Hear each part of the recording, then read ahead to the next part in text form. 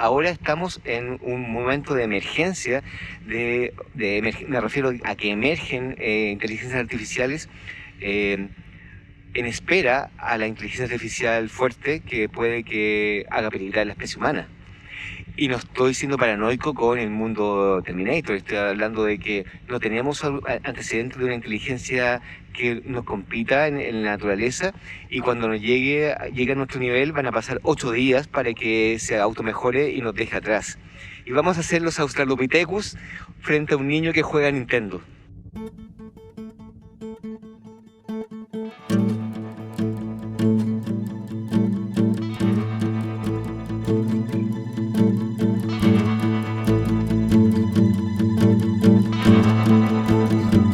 Su atención, por favor. Mi nombre es Roger Casas Alatriste y en este podcast conversaré con personas expertas en el mundo de la economía de la atención, ya sean creadores, curadores o consumidores de contenidos. Hoy en Su atención, por favor, hablaremos con Julio Rojas, guionista, escritor y autor de la reconocida audioserie de ciencia ficción Caso 63 para Spotify. Julio, que de profesión es odontólogo, ha cautivado por su pasión en la ciencia ficción. Ha trabajado como creador de contenido, story editor y consultor de gran cantidad de series de televisión y largometrajes para plataformas como Amazon, Spotify o Sonora. Con Julio nos abstraeremos al lado de una fuente del Matadero de Madrid para hablar del éxito de Caso 63, de lo que implica coescribir y gestionar derechos de autor con una inteligencia artificial y de las experiencias googleables que estimulan la pulsión transmedia.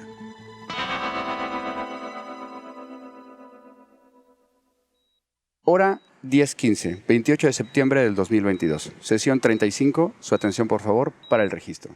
¿Me puede decir su nombre y su edad? Sí, Julio Rojas, 56 años, escritor.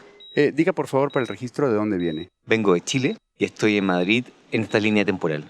Pues muchas gracias por entrar en este juego. Tenía que empezar así este podcast, con esta referencia a Caso 63. Muy importante haber escuchado Caso 63 antes de seguir con esta entrevista. Sin duda. Si no lo han hecho, por favor, pongan pausa, vayan a buscar Caso 63, escúchenlo y regresan en un ratito. Estamos hoy, efectivamente, en el Matadero de Madrid, en un lugar donde hace no muchos años destazaban el ganado y hoy hay una tranquila fuente, ¿no? Un parquecito. Y el Matadero es un centro cultural que hoy es sede de Iberseries, Platino Industria, y estamos con el escritor y guionista chileno Julio Rojas. Julio, un placer tenerte aquí. Muchas gracias, Roger, por invitarme a esta conversación en esta fuente tan hermosa, este día perfecto. Que me recuerda también a otro capítulo de Caso 63, sí, por primera supuesto. temporada, cuando la doctora y el paciente salen a pasear a un jardín dentro del hospital. A un jardín que existe en la realidad, en el hospital que se llama Salvador, que yo trabajé ahí cuando era dentista. No me lo puedo creer. Claro que sí. Entonces yo iba a comer a un lugar que era un jardín secreto que tenía ahí, tras las ruinas de una iglesia antigua. Y un vitral a determinada hora impactaba el rayo de sol en la fuente y era el lugar perfecto. ¿Y tú en ese momento pensaste, este jardín algún día lo tengo que utilizar en alguna historia? Yo creo que todos los creadores en algún momento vamos coleccionando, lo queramos o no, en una libreta invisible, momentos. Y luego vienen y se activan. Muy bien. Oye, hablando de la creación, ¿tú crees que en el futuro vamos a poder escribir un libro a 4 manos con una inteligencia artificial? Si cuando hablas del futuro te refieres a hoy día miércoles, sí, por supuesto, estoy escribiendo con una inteligencia artificial. ¿Ya lo estás haciendo? Ya lo estoy haciendo. ¿No puedes contar de ese proyecto? Claro que sí, es un proyecto que nació desde una especie de locura, que era escribir una audioficción muy confinada, una reflexión sobre la ciencia, decisiones científicas desde la Antártida. Era un científico que conversa con una inteligencia artificial, que juega ajedrez con ella. Era un proyecto que solamente tenía 2 personajes, y cuando yo estaba escribiendo los diálogos de la inteligencia artificial, en un momento pensé, ¿por qué me cuesta tanto? ¿Por qué no escribe realmente una inteligencia artificial? Entonces lo que hice fue, en ese tiempo todavía no estaban disponibles, fue hace 4 meses. Tú sabes que cuando digo en ese tiempo, en este momento, es hace 5 meses. Porque todo es demasiado rápido. Estamos en una especie de carrera gigante donde todo empieza a pasar muy rápido, ¿no? Bien. Me inscribí, no podía hacerlo desde Chile, con VPN me metí a OpenIA, me facilitaron GPR3 y empecé a trabajar con, le digo ella porque es la inteligencia artificial, pero lo interesante es que la combinación de esa inteligencia con otra que se llama Sodurite me dieron la compañía de escritura, donde realmente yo escribo la mitad de la ficción y esta inteligencia no humana está escribiendo el resto con una creatividad que me tiene en las cuerdas. Oye, ¿y cómo es esto de escribir con una inteligencia artificial? ¿Cómo van a firmar el libro? Ah, sí. Bueno, lo primero es que las compañías de inteligencia artificial establecen de que los derechos de autor son del que usa la inteligencia artificial, siempre que se mencione. Entonces, en este caso se va a llamar Selección Natural, escrita por Julio Rojas, IGPR3, y le ponemos el nombre. Ok, pero entonces sí hay como un acuerdo, ¿no? De, oye, tú puedes utilizar esto con unas determinadas reglas. Hay acuerdos, y hay acuerdos también estrictos de no utilizar una inteligencia artificial para generar fake news y utilizar algún tipo de, obviamente, de discurso de odio, pero lo más interesante es un resguardo sobre ciertas opiniones de la IA que pueden ser muy complicadas. Y no solamente eso, sino que la IA, uno puede definir su nivel de creatividad, pero cuando aumentas la creatividad, la verosimilitud de los hechos se difumina un poco, y tú puedes decir, la otra vez la tengo al máximo, dijo, sí, hablemos un poco de los delfines del Báltico, que son predadores y que, bueno, cada cierto tiempo describe cómo los delfines del Báltico atacan a los seres humanos, lo cual, pero con una especie de seguridad y con unos datos maravillosos, y es todo mentira. Entonces hay que tener mucho cuidado porque maneja muy bien la información, pero la parte creativa, uno a veces se confunde en el límite. Cuentas que estás siempre metido en varios proyectos, ¿no? Sí. Que no puedes estar solamente en un proyecto a la vez. ¿Cómo le haces para focalizar tu atención? Bueno, creo que trabajar en varios proyectos a la vez me ayuda, en mi estructura mental, me ayuda a no caer en la obsesión por estar atascado en un solo proyecto. Siempre intento tener 2 o más para que cada vez que tenga... Yo lo cito como cuando eran unos pacientes y yo era dentista. Cuando yo era dentista tenía los pacientes a determinada hora. Y si tenía un solo paciente todo el día, por ejemplo, si tenía que hacer un tratamiento muy largo, era muy abrumante para mí. Entonces, cada paciente, tú puedes saltar de uno a otro y se genera una especie de recarga creativa. Lo mismo pasa con mis ficciones. Durante el día escribo de a 2 o de a 3 y en un momento salto al siguiente y es perfecto. Oye, ya que mencionas el tema de tu pasado de dentista, por favor cuéntanos eso, porque además entiendo que para tomar esa decisión de ser dentista hay un momento así como muy cinematográfico, muy narrativo, ¿no? Sí, bueno, sí. Yo no sabía qué cosa quería estudiar. Me gustaba mucho escribir. Escribía como un hobby desde muy pequeño.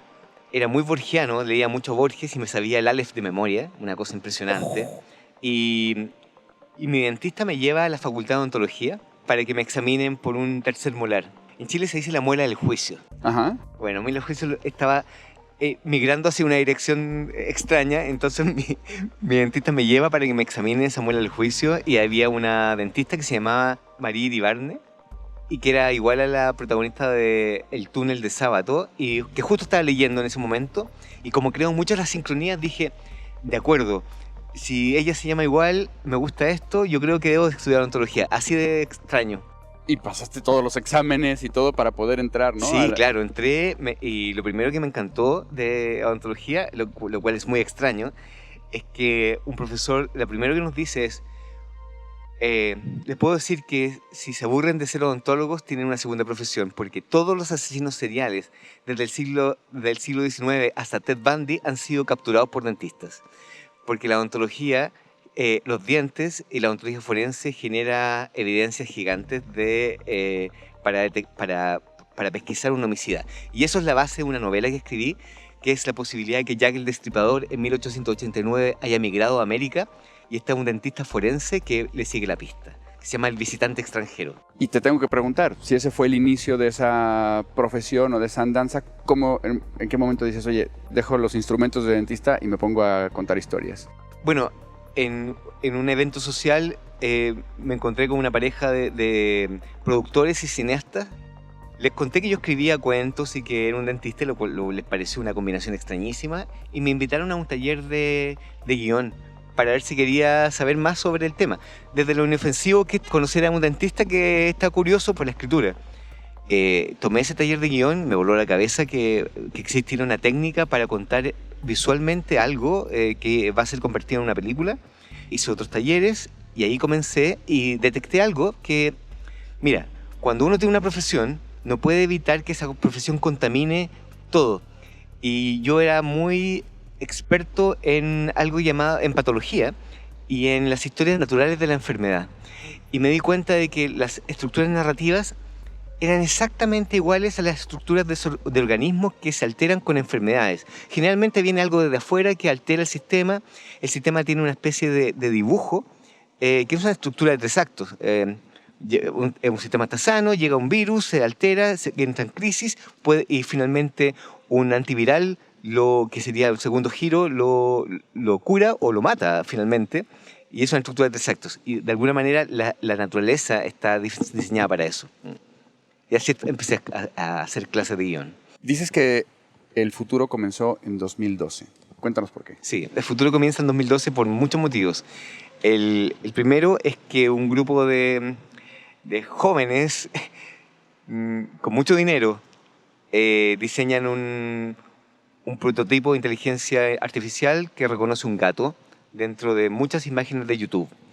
Me pareció interesante el hecho de que estos pequeños movimientos que parecen tan inocentes como hagamos un algoritmo que tenga aprendizaje profundo y que pueda reconocer un gato, genere esta semilla Skynet, donde de alguna manera ahora estamos en un momento de emergencia, me refiero a que emergen inteligencias artificiales en espera a la inteligencia artificial fuerte que puede que haga peligrar la especie humana.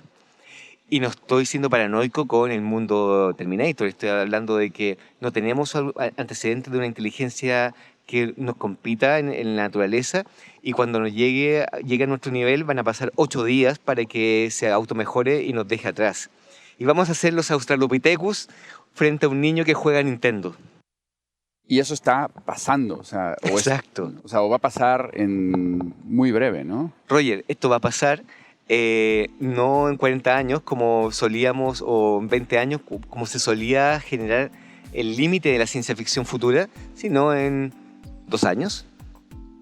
Y estamos acá y todo el mundo pasa por la calle y pareciera que está todo normal, como una distopía perfecta, como esos síndromes de Cassandra donde solamente unos pocos comprenden lo que viene en el futuro.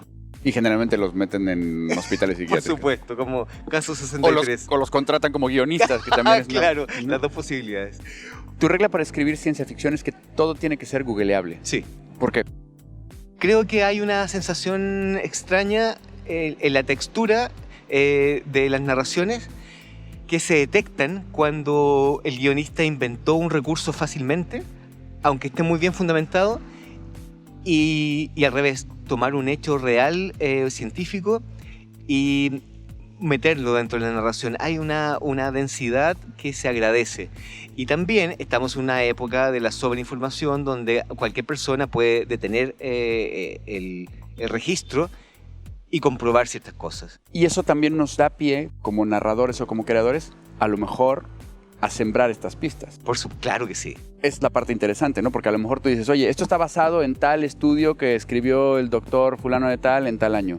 Exacto. Y te lo inventas y lo subes a internet y alguien lo googlea y dice, ah, sí es cierto.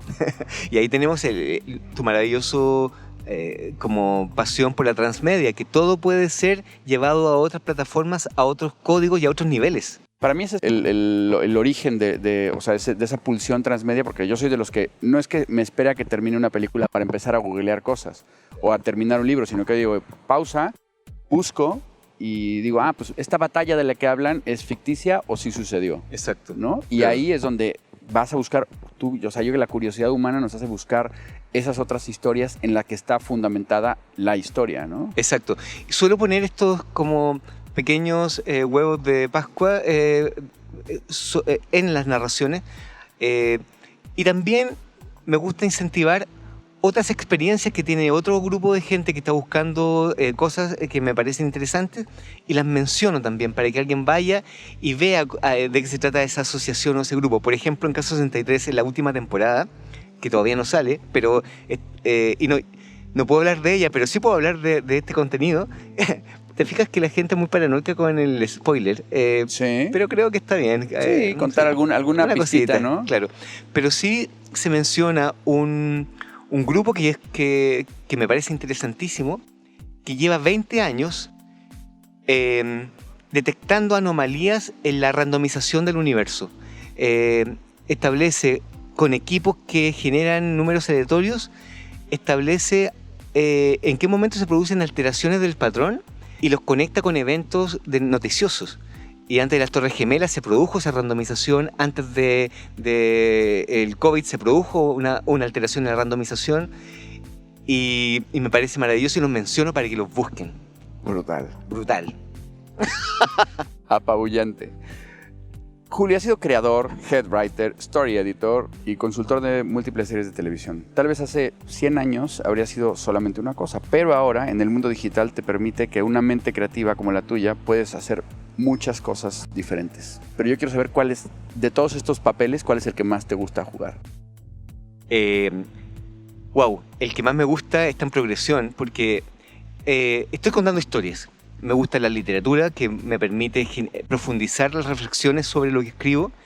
Me encantan las audioficciones porque genera una inmediatez y una conexión y una intimidad directa, donde no hay que esperar 4 años para ver tu película en una pantalla. Me gusta el cine porque soy cinéfilo, pero me gusta la ciencia y la conexión de la ficción, la creatividad y la ciencia. Y estoy, por ejemplo, ahora en un proyecto sobre metaversos y sobre la posibilidad de alterar tu biología mediante un viaje al interior de tu cuerpo, mediante experiencias inmersivas utilizando realidad virtual. Eso, por ejemplo, nació de una referencia a una película que se llama Viaje Fantástico. Por lo tanto, uno puede decir que el guionista de Viaje Fantástico ha hecho un viaje en el tiempo y ha generado un mensaje que ha llegado, por ejemplo, a un guionista chileno que ahora se encuentra en Madrid, que está trabajando en un metaverso en el cuerpo de una persona que finalmente va a poder impactar el cuerpo de un desconocido. Ese lazo entre ese desconocido que le va a pasar algo en su cuerpo y el guionista de la primera versión de Viaje Fantástico con la nave de Proteus me parece maravilloso. Hablemos un poco de los podcasts. Dice, cito, una cosa que dijiste. Lo que vemos en una pantalla no es tan real, pero cuando nos cuentan algo, se produce algo diferente. Hay una especie de intimidad, hay otra mirada, otra relación con la historia. Sí, sin duda. Bueno, desde la fogata ancestral no podemos evadir que somos seres audibles y es un hecho que cuando los niños nacen, hasta el segundo mes, ven solamente formas, pero tienen su oído agudizado para detectar las suaves vibraciones de su madre que impactan su oído y que llegan en forma de sonido, o ese sonido que lo altera o eso que lo hace sentir mejor. Somos seres que podemos generar una recreación mimética del universo. Si, alguien nos escucha alguien nos cuenta algo con un lenguaje simbólico y recreamos eso, y esa generación de una topografía mental que nos evitó que muriéramos por predadores porque alguien nos contó la historia de un león que vivía en tal parte y que no teníamos que ir ahí, es recibida con satisfacción por nuestro cuerpo. Nuestro cuerpo está diseñado para recibir historias porque eso nos hizo sobrevivir. Las pantallas no existen en la realidad. No existe una pantalla en el mundo real.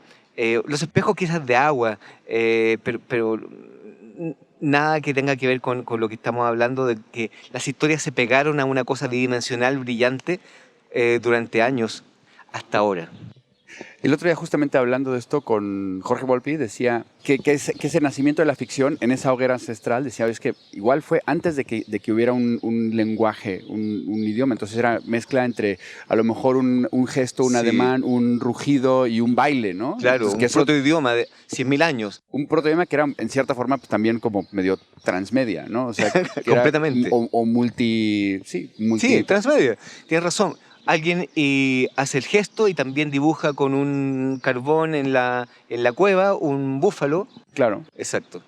Bueno, hablemos sobre Caso 63, una historia que ha viajado de forma extraordinaria en Hispanoamérica. Se ha hecho además una versión en la India, otra en Brasil y se está preparando en la norteamericana. De todos los trabajos que has hecho, tal vez el mejor o el que mejor haya viajado ha sido un podcast. ¿Por qué crees que es esto? Creo que la pandemia contribuyó notablemente a esa diseminación por dos razones. La primera razón es que estuvimos confinados a pantallas, capturados por pantallas y necesitados de pantallas, y en un momento cuando uno necesita mucho un vehículo, lo empieza a odiar. Y no hay nada más perfecto que haber llegado a una cama y cerrar los ojos y escuchar música o de repente un podcast. Y la gente empieza a descubrir algo que ya era de nicho, porque tú sabes que los podcasts eran el secreto mejor guardado de mucha gente. Lo tenía ahí, lo escuchaba y lo disfrutaba. Se masificó. Y también una historia en podcast, audible, en la intimidad, una historia contada a tu oído, que tiene que ver con la incertidumbre del futuro y que viene alguien del futuro a contarte que puede haber un camino, y también hay caminos terroríficos y caminos posibles, era saludable para la gente, supongo.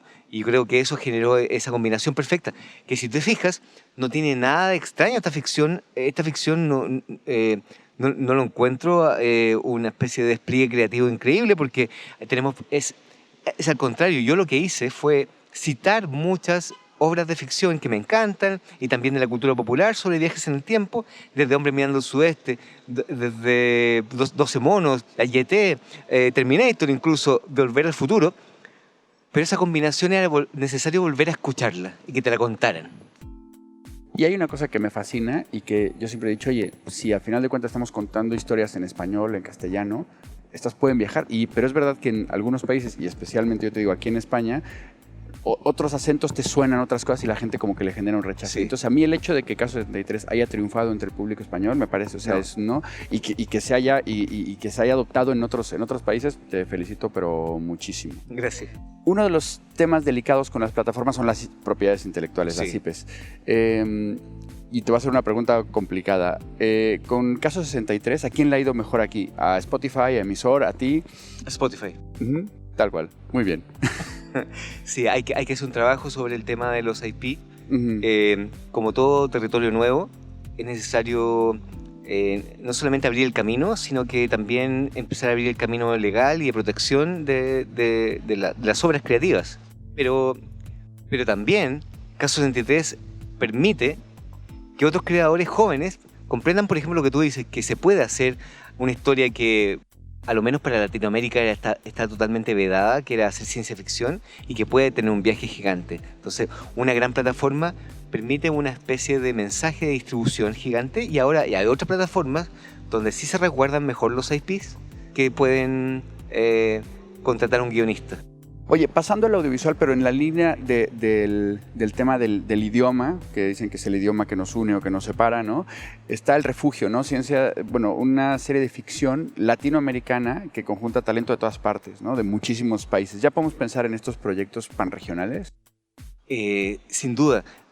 Pero yo creo que tiene que ver un poco también con el género. La ciencia ficción no puede estar localizada en Uruguay, en Croacia o en Nueva Zelanda. Porque intrínsecamente la ciencia ficción obedece a un planteamiento sobre el futuro donde todos estamos contenidos.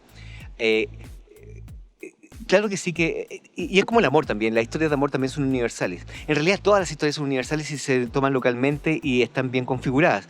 Pero creo que la ciencia ficción tiene mayor posibilidad de saltar a otras regiones sin generar una especie de barrera de entrada inicial. Me encanta este momento en el que, volviendo a Caso 73, que le dice el protagonista, no, es que yo soy mexicano. Y dice, usted tiene acento chileno. No, es que en el futuro nos vamos a poder reprogramar los acentos. Claro que sí. Maravilloso. Oye, bueno, y pasando de tu faceta, digamos, como creador, hay esta parte en la que también juegas un papel dentro de la economía de la atención, que es como consumidor. Entonces, cuando dejas de escribir, cuando dejas de googlear, ¿en dónde pones tu atención? ¿Qué te gusta ver? ¿Dónde te gusta ir a buscar nuevas historias? Bueno, como soy borgiano y ya no está en la enciclopedia británica, soy muy de Wikipedia random, sobre todo la parte como científica de Wikipedia, donde de alguna manera puedo acceder a información especializada para alguien que no es especializado. Libros, no me gusta en una librería cuando un vendedor me dice qué libro anda buscando. Me gusta hacer random mi búsqueda y también libros del siglo XIX, libros antiguos, son mi afición. Sobre todo Flammarion, científicos del siglo XIX. ¿Y cómo crees que va a ser esta búsqueda o a ver, dónde paso el rato o dónde me entretengo en no muy lejos, El 10 metaverso. años? Metaverso. Sí, sin duda el metaverso. Tengo opiniones encontradas con el metaverso. Por un lado, intento meditar. Desde hace muchos años intento meditar ¿Y lo logras? y lo logro. Muy poquito, pero lo logro. Antes no podía hacerlo. Pero todos los días me hace bien. Y el tema de la meditación es enfrentar, técnicamente es tomar tu atención y ponerla en tiempo presente e intentar comprender que estamos en una realidad ilusoria. Eh, lo cual es bien paradójico si me meto en un metaverso porque me voy a meter en otra trampa de realidad. Entonces, por eso en un libro que acabo de hacer, es un manual de extracción de alguien del metaverso en el futuro, que quedó atrapado en un metaverso. Y tiene que ver con el tema de la atención y la meditación.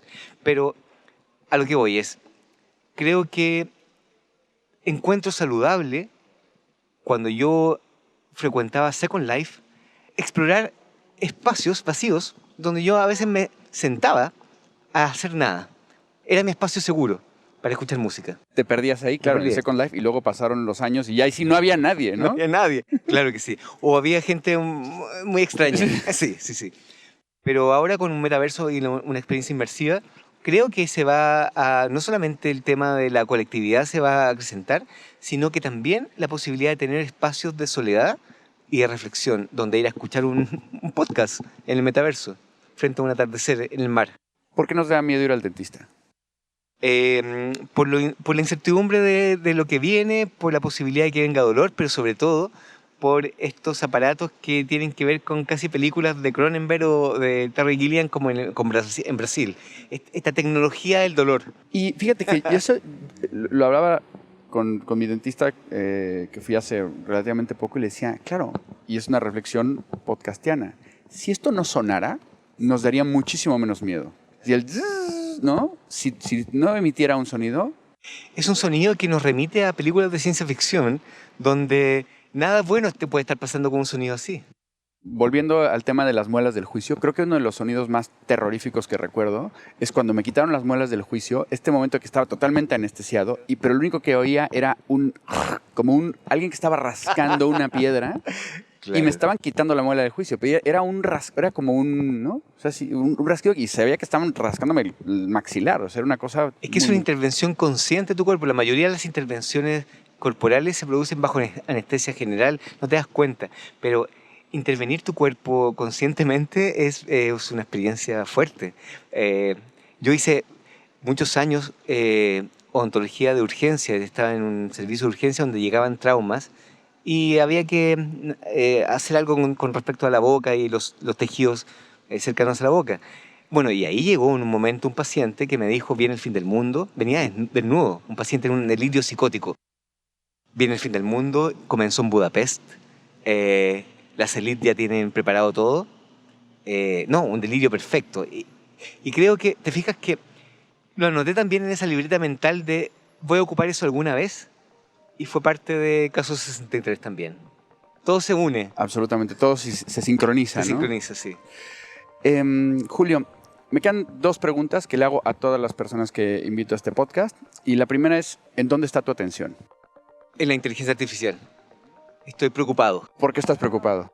Creo que las grandes revoluciones tecnológicas y los grandes inventos tuvieron una etapa necesaria de reflexión, donde a lo menos un grupo de científicos, un grupo de filósofos, un grupo de pensadores emitió comunicados, hizo cartas como esas cartas postnucleares, generó un pensamiento a la comunidad donde había puntos de vista con respecto a lo que venía. Creo que nadie ha hecho el trabajo todavía porque ha sido muy inmediato y no veo a gente pensando.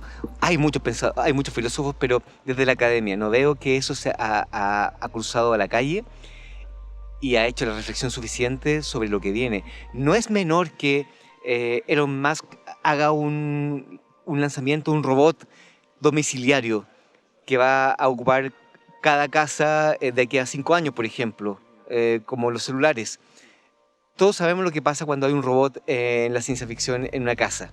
¿Qué reflexión hay de eso, sobre los trabajos, sobre los empleos, sobre lo que viene? Nada. Julio, última pregunta. ¿A quién me recomendarías entrevistar para este podcast?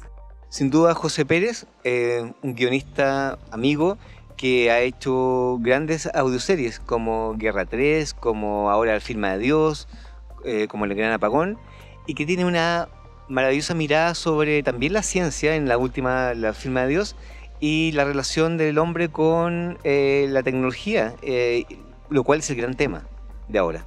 A mí lo de las conexiones me encanta, y esto que te voy a decir lo tengo que decir on the record. Yo entré en contacto con Caso 63 porque cuando entrevisté a María Jesús Espinosa de los Monteros me dijo, tienes que oír esto. Y cuando le hice la pregunta de a quién me recomendarías entrevistar, me dijo, tienes que entrevistar a Jorge Carrión. Y seguramente la gente que nos estará escuchando estará diciendo, no hombre, Julio y Jorge son compadres, o sea, se tienen que llevar bien, se tienen que conocer y tienen que... Porque hay muchas cosas que o sea, de las que has dicho que las podría decir él y viceversa. Y yo me voy a encargar de ponerlos en contacto. Y muchas gracias. Creo que va a ser el inicio de una muy bonita amistad. Y Julio, muchísimas gracias por esta conversación, muchas gracias por tu tiempo. Muchas gracias a ti, me encanta esta conversación esta mañana de miércoles en esta fuente, hablando sobre el futuro, y gracias por tus preguntas. Ha sido todo un placer. Y para todas las personas que nos están escuchando, muchas gracias por su atención. Esto ha sido Su Atención, por favor, el podcast que reúne a los mayores expertos en el mundo de la economía de la atención. Si quieres saber más de este proyecto transmedia, sigue las redes sociales del Cañonazo: LinkedIn, Instagram, Facebook o Twitter. Este podcast, Powered by El Cañonazo, ha sido posible gracias a... Director de producción, Manfredi Giannoni. Producción, redacción y comunicación, Marisa Mañanos.